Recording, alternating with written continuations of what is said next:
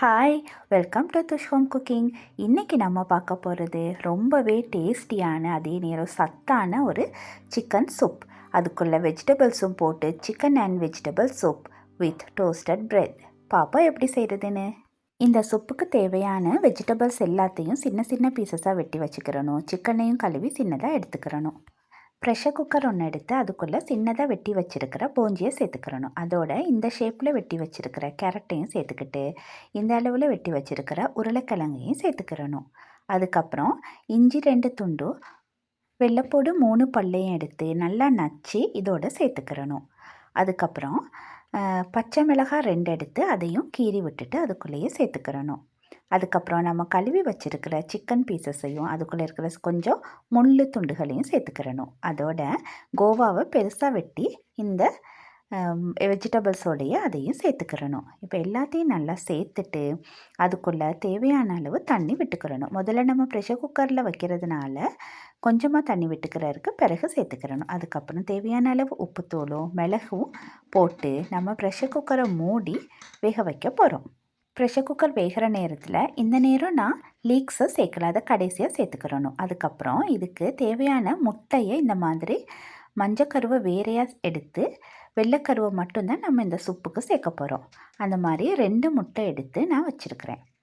அதுக்கப்புறம் அந்த வெள்ளைக்கருவை நல்லா உப்புத்தூள் கொஞ்சம் போட்டு நல்லா பீட் பண்ணி எடுத்துக்கிறணும்.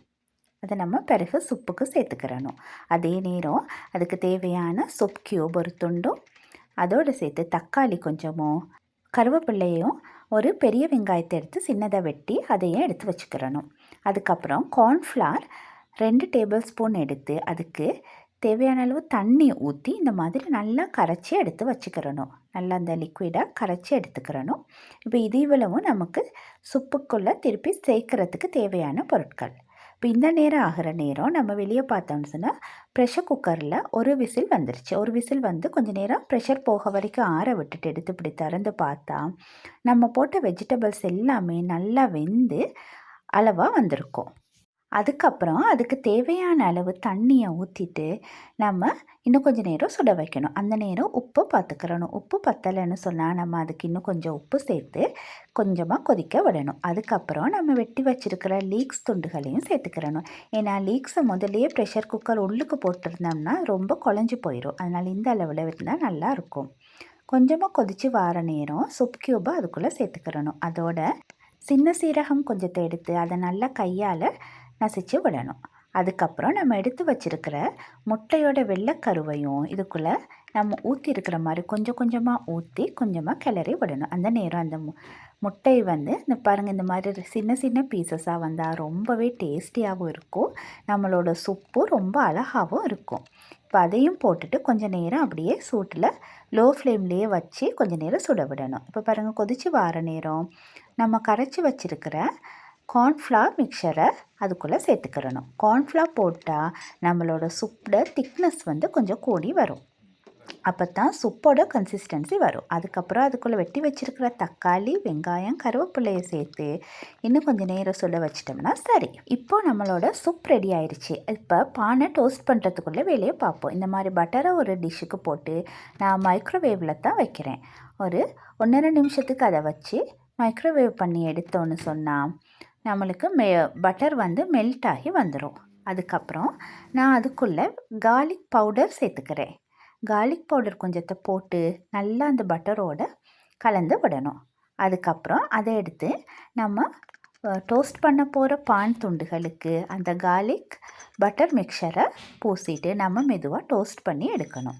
பாருங்கள் இந்த மாதிரி உங்களுக்கு நிறைய பூசணுன்னா பூசலை. நான் இந்த பட்டர் கூடுதலாக பாவிக்கக்கூடாதுன்றதுனால லைட்டாக தான் பானுக்கு பூசி விடுறேன். இந்த மாதிரி எல்லா பானுக்குமே அந்த பட்டரை பூசிட்டு நம்ம டோஸ்ட் பண்ணிக்கிற போகிறோம். நான் இன்றைக்கி ரொட்டி தகரத்தில் வச்சு தான் டோஸ்ட் பண்ணிக்கிற போகிறேன். லேசாக பட்டர் கொஞ்சம் அதுக்குள்ளே பூசிட்டு இந்த மாதிரி லைட்டாக டோஸ்ட் பண்ணி எடுத்துக்கிட்டோன்னு சொன்னால் நமக்கு சூப்புக்கு ரொம்பவே டேஸ்டியான டோஸ்டட் ப்ரெட் ரெடி ஆயிரும். பாருங்கள் இந்த மாதிரி 2 சைடுக்கும் திருப்பி திருப்பி போட்டு டோஸ்ட் பண்ணி எடுத்துக்கிறணும். இப்போ உங்களுக்கு நிறையா பட்டர் போட்டு இப்போ சின்ன குழந்தைகளுக்குனா நீங்கள் நிறைய பட்டர் போட்டு கொடுக்கலாம். நான் அந்த பெரியவங்களுக்கு கொடுக்கறதுனால கொஞ்சம் பட்டர்ட அளவை குறைச்சிருக்கிறேன். பாருங்கள் நம்மளோட டோஸ்டட் ப்ரெட்டும் டேஸ்டியான சிக்கன் வித் வெஜிடபிள் சூப்பும் ரெடி. அதோட நான் ஃப்ரூட்ஸும் சேர்த்து தான் எங்களோட டின்னரை கொடுத்தேன். ஸோ நீங்களும் இந்த டேஸ்டியான சிக்கன் வித் வெஜிடபிள் சூப்பை செஞ்சு பாருங்கள். இது ரொம்ப டேஸ்டியாக இருக்கும். அதே நேரம் எல்லா நியூட்ரிஷன்ஸும் அதுக்குள்ளே இருக்குது. குழந்தைங்க வெஜிடபிள் சாப்பிட்லன்னா இந்த சூப்பை செஞ்சு கொடுக்கலாம். அதோட டயட் பண்ணுறவங்களுக்கு கூட ஒரு நல்ல உணவாக இருக்கும். இது லைட்டான டின்னராக கூட கொடுத்துக்கிறலாம். நீங்களும் ட்ரை பண்ணி பாருங்கள்.